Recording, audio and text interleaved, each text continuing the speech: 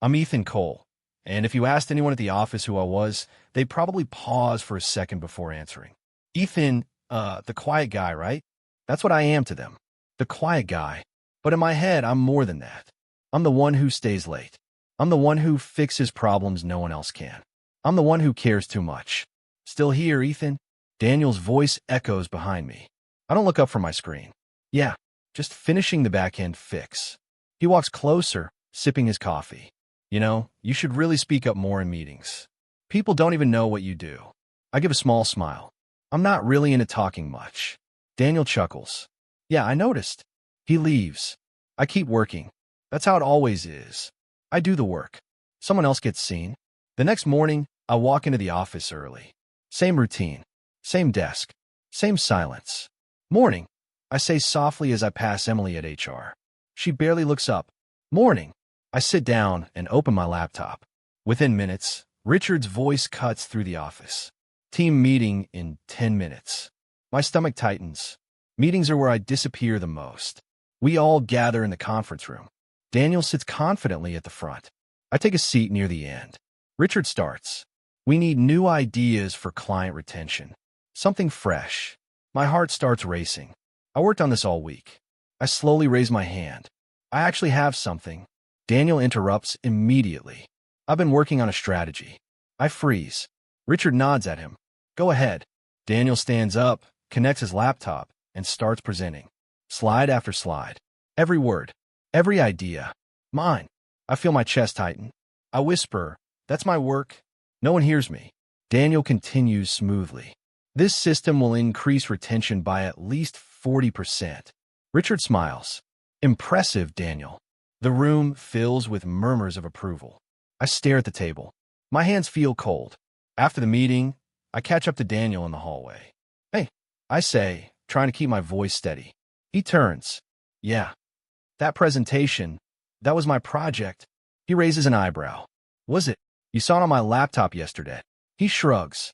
You weren't going to present it. That doesn't mean you can take it. He leans closer, lowering his voice. Listen, Ethan.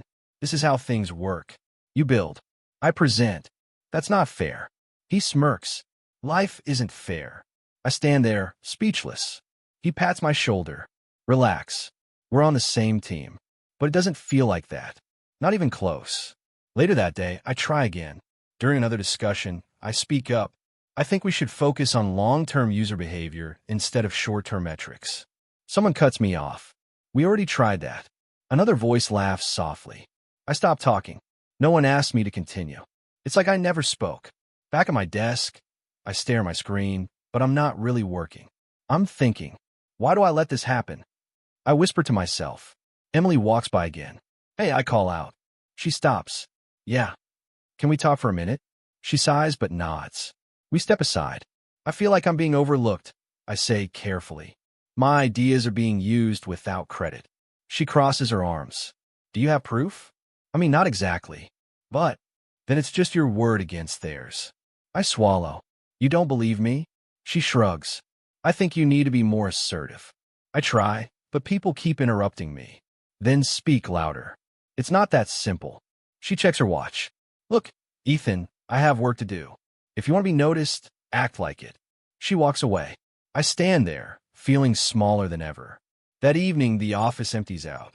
One by one, lights turn off. But I stay. I always stay. Daniel passes by on his way out. Don't work too hard, man. I force a smile. Yeah. When he leaves, the silence hits me. I look around the empty office. All these desks. All these people. And somehow, I don't exist here. I open my laptop again and look at the project files. My work. My ideas. My effort. But none of it feels like mine anymore. I lean back in my chair and close my eyes. Maybe they're right. I whisper. Maybe I'm just not good enough. The words sting, but they also feel familiar. I grab my jacket and finally leave. The night air is cold. I sit in my car, hands on the steering wheel, staring ahead. No messages. No missed calls. Nothing. I laugh softly. Of course. I rest my head back. I gave them everything, I say quietly. My time. My energy. My loyalty. And for what? To be ignored? To be replaced? To be nothing? I grip the wheel tighter. Why does no one see me? My voice cracks. The silence answers. I sit there for a long time, thinking, questioning, breaking. Then finally, I whisper the words I've been avoiding all along. Maybe I really am nothing. I didn't sleep that night. The words kept repeating in my head. My project, his credit. By morning, I was done staying silent. I walked into the office and spotted Daniel near the coffee machine. Daniel, I said, my voice tighter than usual. We need to talk. He glanced at me, almost amused. That sounds serious. It is. We stepped into an empty meeting room. I closed the door behind us. That presentation yesterday, I started. Why did you do that? He leaned against the table, calm. Do what? Don't play dumb. You presented my work. He sighed like I was the problem. Ethan, you're overreacting. I'm not. I built that system. Every part of it. And, he replied, and you took it. He looked me straight in the eyes. No guilt. No hesitation. You were never going to succeed here, Ethan. The words hit harder than I expected. What does that even mean? I asked. It means you're invisible, he said bluntly. You don't speak up. You don't lead. People don't follow you. That doesn't give you the right to steal from me. He shrugged. I didn't steal. I used an opportunity you wasted. I trusted you. That was your mistake. My chest tightened. We were supposed to be a team. He chuckled softly. There is no team. There are winners and people like you. I stepped closer. Say that again. You heard me, he said, unfazed. You don't have what it takes. I clenched my fists. You're wrong. Am I? He asked. Look around. Who do they listen to? Me? Or you? I didn't answer, because I knew the truth. He straightened his shirt. This conversation is pointless. No, it's not, I said. I'm going to report this. To who? He smirked. I paused. Emily, I said finally. His smile grew. Go ahead. That confidence made my stomach drop. But I walked out anyway. I found Emily at her desk. Hey, I said, trying to stay calm. I need to talk to you. She looked up. About what? Daniel stole my work and presented it as his own. She leaned back in her chair. That's a serious accusation. It's true. Do you have evidence? He saw my files. I've been working on it for weeks. That's not proof, Ethan. I felt frustration rise. You know me. Why would I lie? She crossed her arms. This isn't about feelings. It's about facts. So you don't believe me? I think you're upset, she said carefully. Of course I'm upset. Lower your voice, she snapped. I took a breath. Emily, please. Just listen to me. I am listening. Then understand this, I said. You took everything I worked for. She shook her head. Or maybe you're misinterpreting the situation. I'm not. Ethan, she said softer now. You've been under a lot of stress. What does that have to do with this? Your behavior lately, it's been different. I stared at her. Different how? Emotional. Defensive. Because I'm being treated unfairly. She sighed. You're starting to sound unstable. The word hit me like a slap. Unstable. I repeated. I didn't mean it like that. No, you did. I'm just concerned about you. Concerned? I laughed bitterly. You think I'm a problem? I think you need to take a step back. I need support, I said. From you. She looked away. That hurt more than anything. So that's it? I asked quietly. You're choosing a side? I'm choosing professionalism. I nodded slowly. Right. At that moment, Richard's assistant appeared. Ethan, Mr. Hayes wants to see you. I looked at Emily one last time. Of course he does, I muttered. I walked to Richard's office, each step heavier than the last. Come in, his voice called. I entered. He didn't ask me to sit. That situation this morning, he began. I've been informed. So you know what happened? I said. Yes, he replied calmly. Then you know Daniel took my work. He folded his hands. Daniel presented a strong proposal. My proposal. He ignored that. Your behavior, however, is concerning. I felt my heart sink. My behavior? You've been making accusations without evidence. Because no one is listening. That tone right there, he said. That's the problem. I stared at him. You're serious? We value professionalism here. I've been professional, I argued. I've worked harder than anyone. Hard work isn't enough. The words echoed. So what is enough? I asked. Results. Presence. Leadership. And you think I don't have that? I think, he said slowly, you're not a good fit for this company. Silence filled the room. I swallowed. What are you saying? I'm saying, he continued, you're no longer needed here. Just like that. No warning. No second chance. After everything I've done? I asked quietly. He didn't answer. I allowed a weak laugh. Wow. You can collect your things. That's it. That's it. I nodded. Understood. I walked out of his office, numb. Back at my desk, I grabbed a small box. My hands moved automatically. Laptop, notebook, a pen. That was my entire presence here. Daniel walked by. Everything okay? He asked casually. I looked at him. You already know the answer. He shrugged. That's unfortunate. I said nothing. Emily didn't even look at me. I picked up the box and walked toward the exit. No one stopped me. No one said goodbye. The door closed behind me.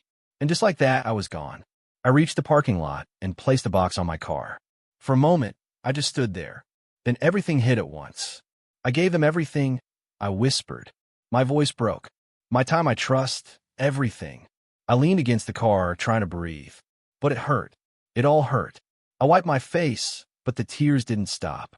How did it end like this? I asked no one. No answer came. Only silence. I looked down at my hands. Shaking. Weak. That's what I was. That's what they saw. I clenched my fists slowly. Something shifted inside me. Not loud. Not explosive. Just cold. I won't stay like this, I said under my breath. I won't be ignored. I won't be weak. The pain didn't disappear. But it changed. It hardened. I took a deep breath and picked up the box.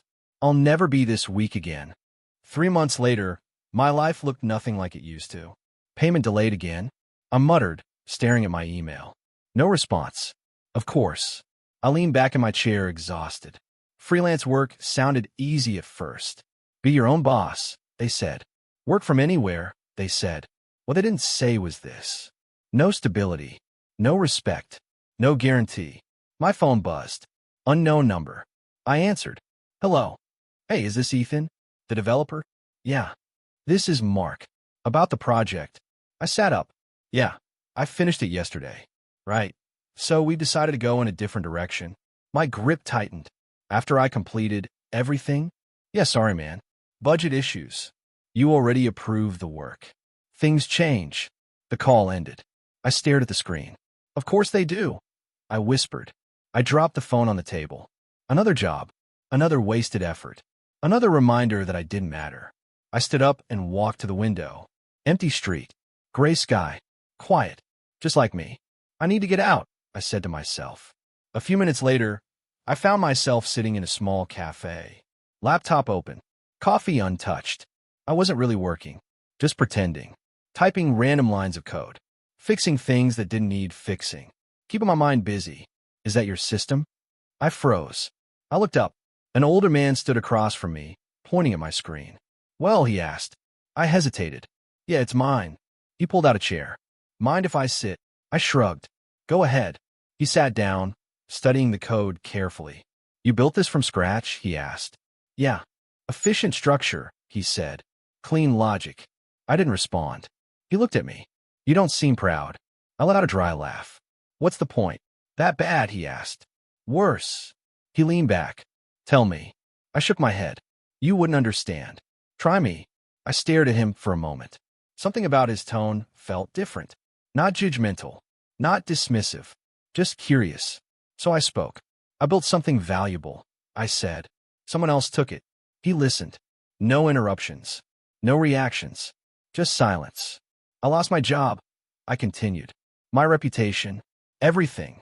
And now I do small jobs for people who don't pay on time. He nodded slowly. And what do you think the problem is? I scoffed. Me? Why? Because I let it happen. He leaned forward slightly. That's honest. I frowned. It's the truth. Not all of it, he said. I looked at him. What do you mean? You were never the problem, Ethan. I blinked. You don't even know me. I know enough, he replied. I see your work. That doesn't mean anything. It means everything, he said firmly. I shook my head. No, it doesn't. Work doesn't matter if no one sees it. Then why didn't they see you? I hesitated. Because I stayed quiet, I admitted. Exactly, he said. I clenched my jaw. So it is my fault. It's your responsibility, he corrected. That's the same thing. No, he said. Fault is weakness. Responsibility is power. I stayed silent. You built something valuable, he continued. That means you have skill. But I still lost. Because skill alone isn't enough. I let out a breath. Then what is? Presence. Confidence. Strategy. I looked at him carefully. Who are you? He smiled slightly. Victor Langston. The name sounded familiar. Investor?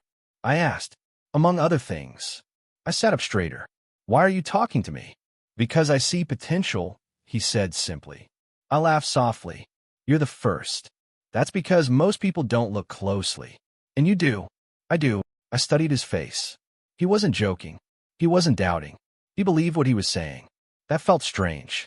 You really think I can do something? I asked. I think you already have, he replied. Then why does it feel like I fail? Because you stopped too early. I shook my head. I didn't stop. I got pushed out. And now, I'm surviving. That's not living, he said. I don't have a choice. You always have a choice. I looked down at my laptop. Code filled the screen. My work. Still mine. Even if no one else saw it. What are you offering? I asked quietly. Guidance, he said. Not charity. I frowned. Why? Because I don't invest in people who quit. I didn't quit. Good, he said. Then prove it. I looked at him again. This world rewards strength, Ethan, he continued.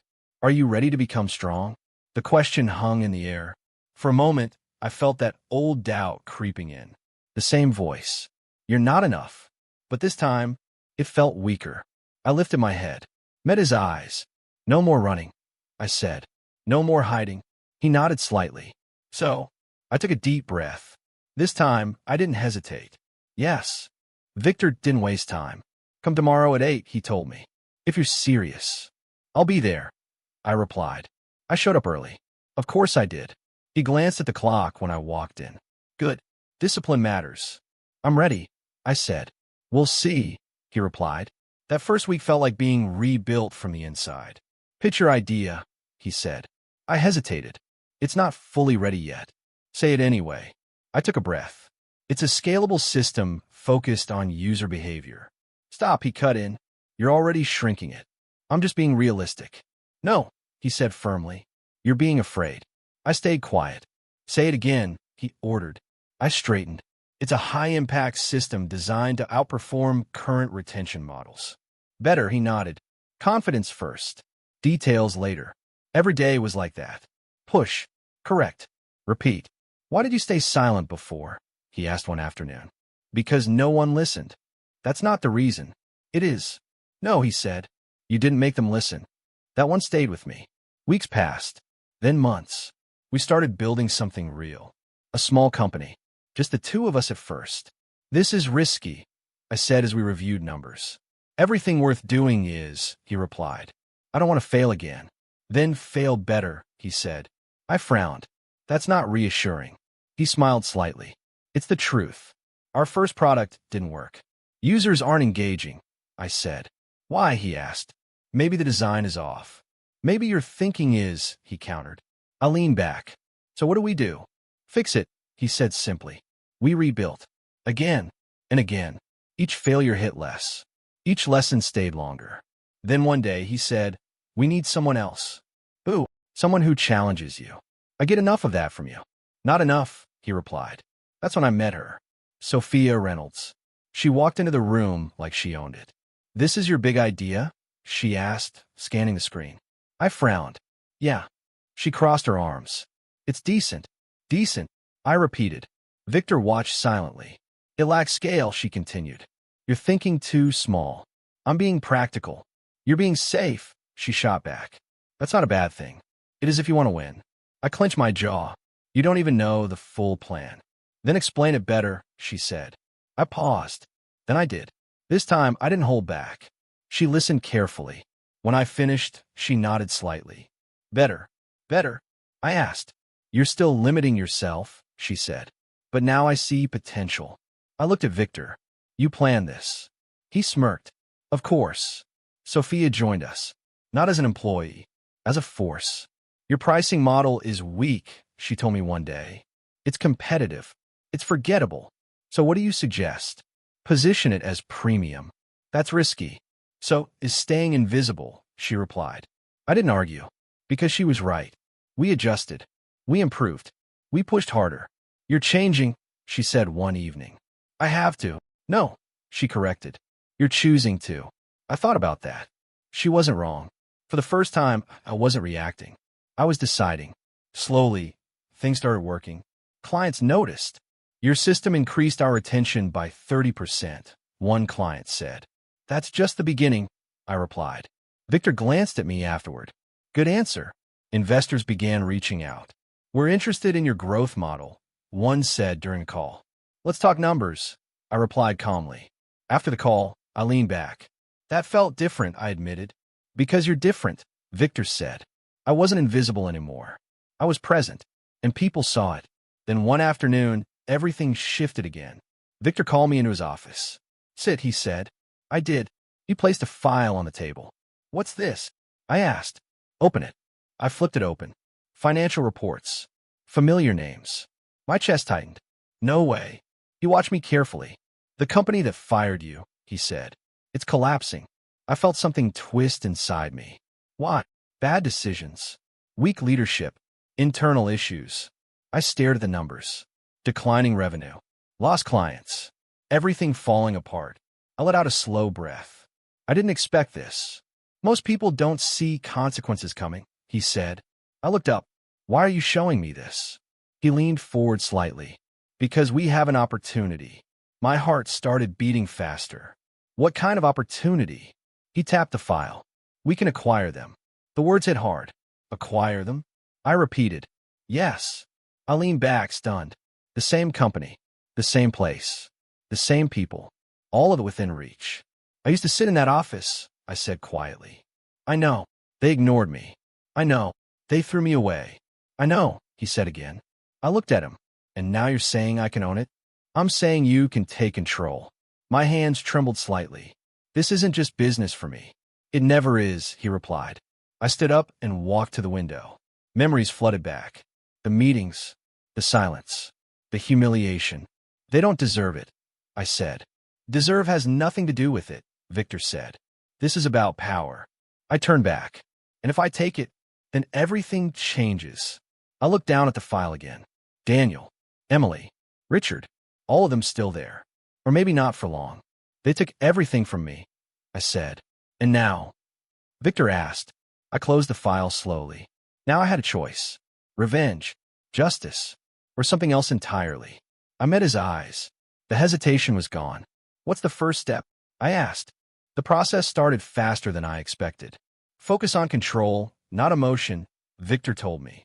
Understand, I replied. Do you? He asked. I held his gaze. I'm not the same person anymore. Good, he said. Because this isn't about revenge. I know. Then prove it in the room. I nodded. I will. The legal team prepared everything.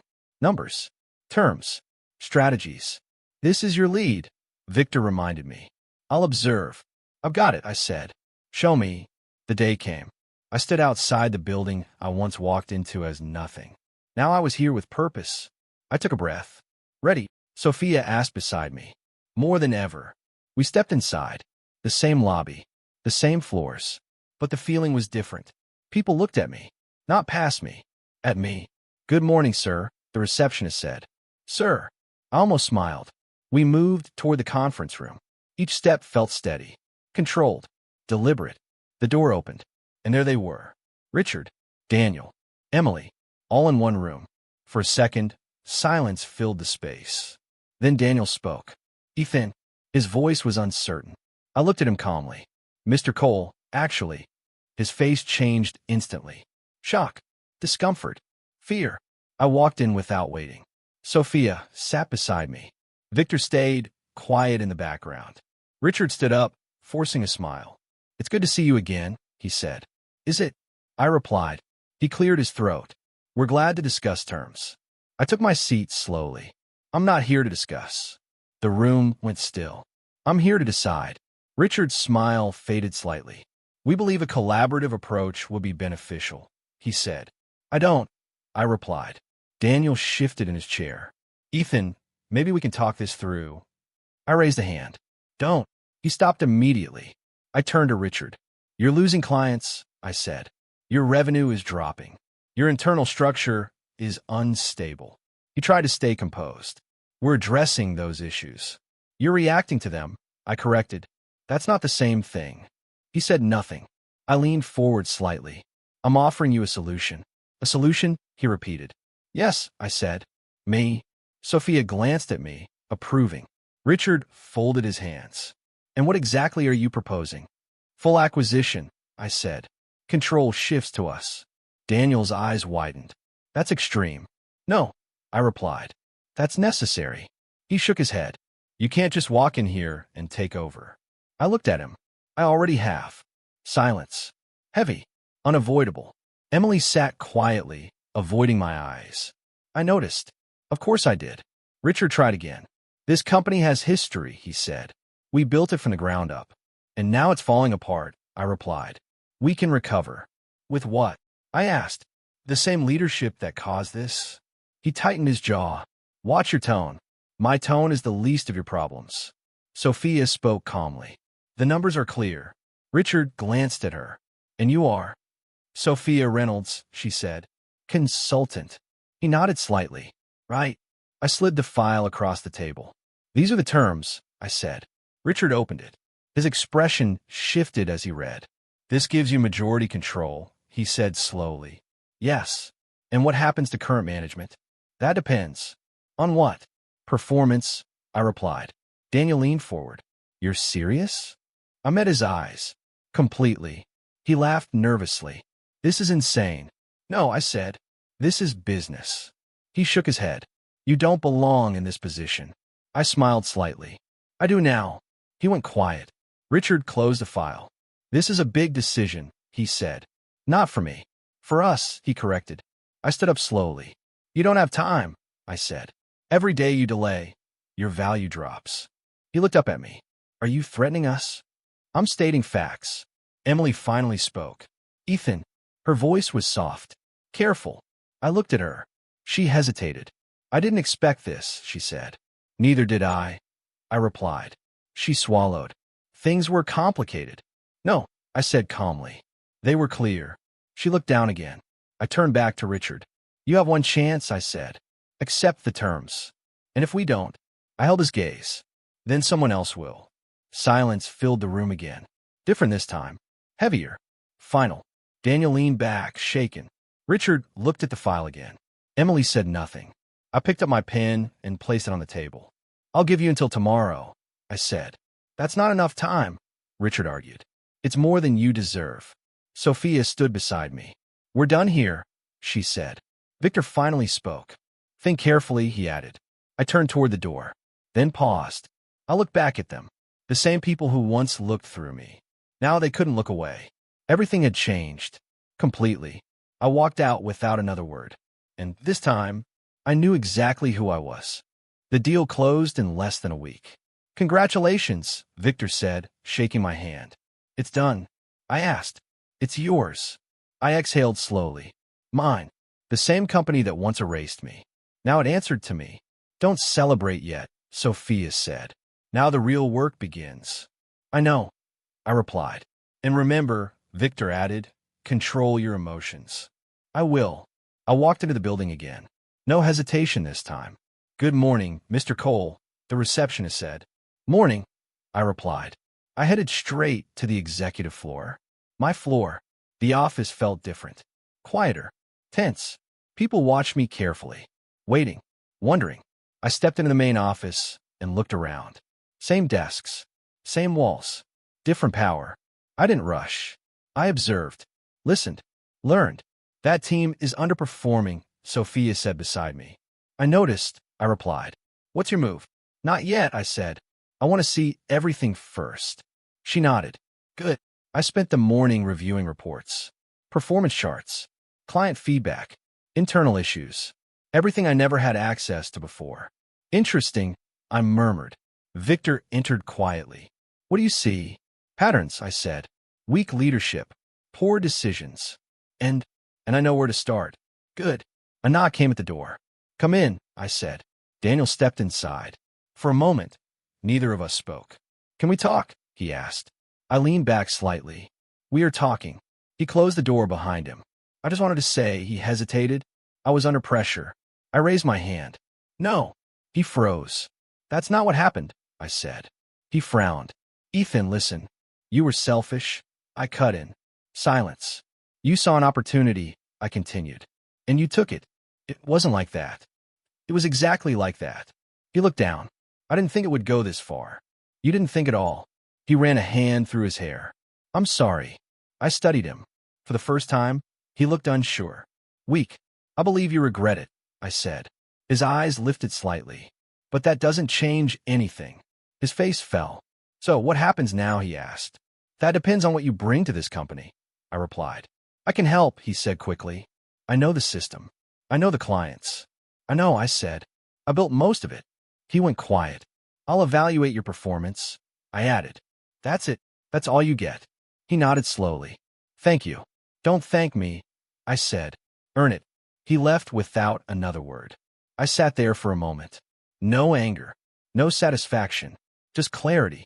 Another knock. Come in. Emily walked in. She looked different. Less confident. Hi, she said softly. Hello, I replied. She stayed near the door. I wasn't sure if I should come. You're here now. She nodded. I want to talk, she said. Go ahead. She took a breath. I made a mistake. I didn't respond. I should have listened to you, she continued. I should have believed you. You didn't, I said. I know. That's the problem. She stepped closer.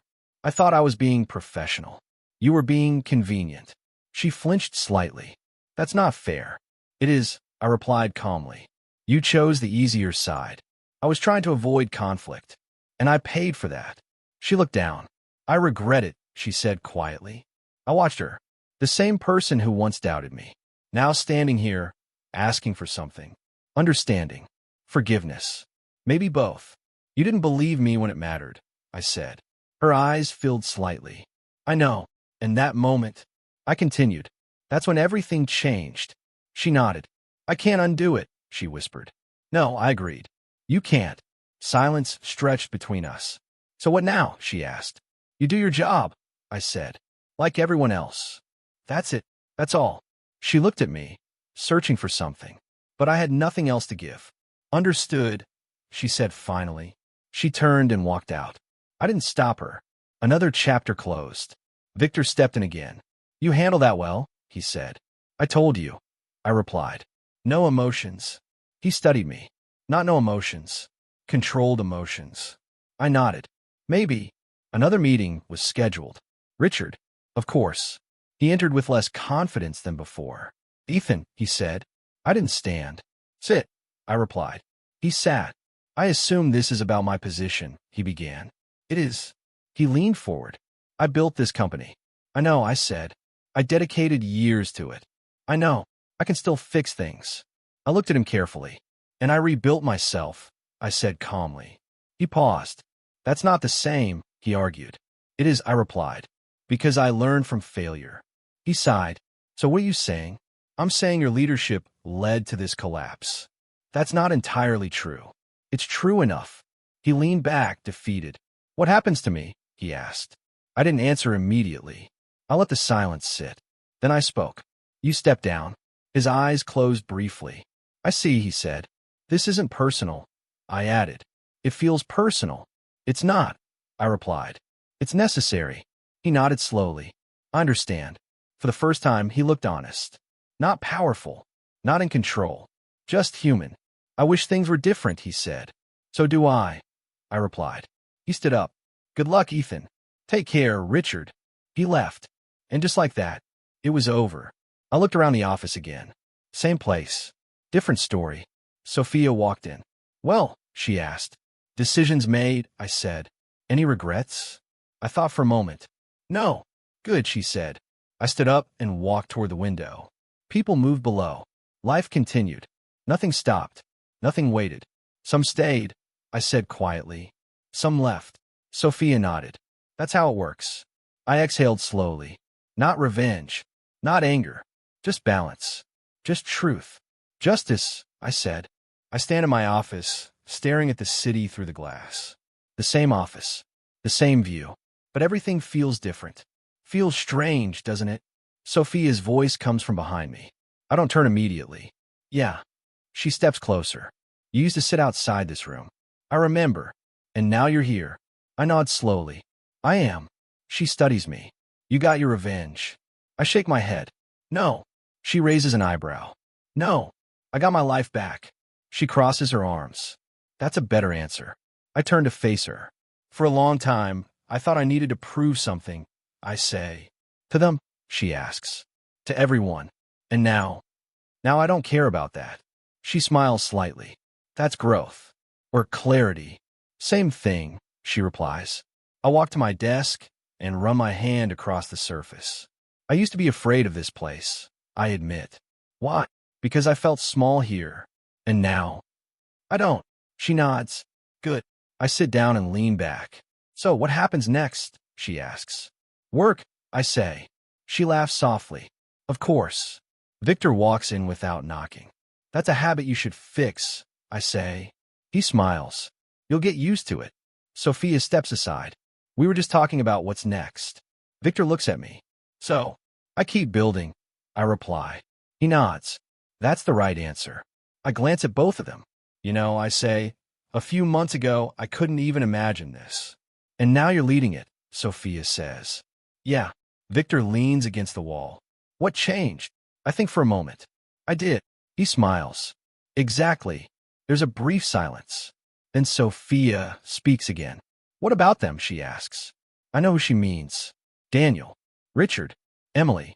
I lean forward slightly. Daniel resigned, I say. Said he wanted a fresh start. Victor raises an eyebrow. Running away? Maybe, I reply. Or maybe he finally understood. Sophia tilts her head. Do you believe that? I don't need to, I say. It's not my problem anymore. She nods slowly. And Richard? Victor asks. Retired, I answer. Quietly. Disgrace does that, he says. I don't respond. And Emily? Sophia asks carefully. I pause. She left, I say. No drama. No explanation. Sophia watches me closely. And how do you feel about that? I think about it. I don't feel anything, I admit. Nothing at all. Nothing that matters. Victor nods approvingly. That's control. I look at him. It's peace. He smiles slightly. Even better. Sophia walks toward the window. They lost everything, she says. I stand up and join her. No, I reply. They lost themselves. She glances at me. That's deeper. It's true. I look out at the city again. I didn't destroy them. I continue. They made their own choices. Victor steps closer. And you made yours. Yeah. And you're here because of them. I shake my head. No. He raises an eyebrow. I'm here because of me, I say. He smiles. Good correction. Sophia turns back to me. So, no regrets? She asks. I take a breath.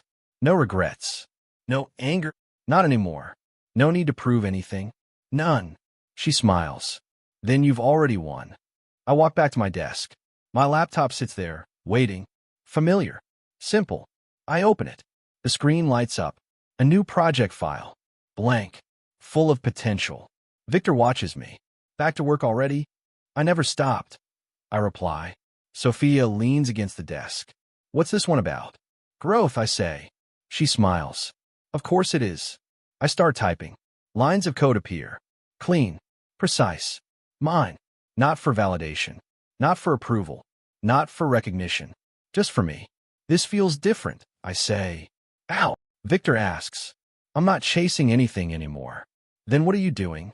I'm building. Sophia nods. That's the difference. I pause for a second.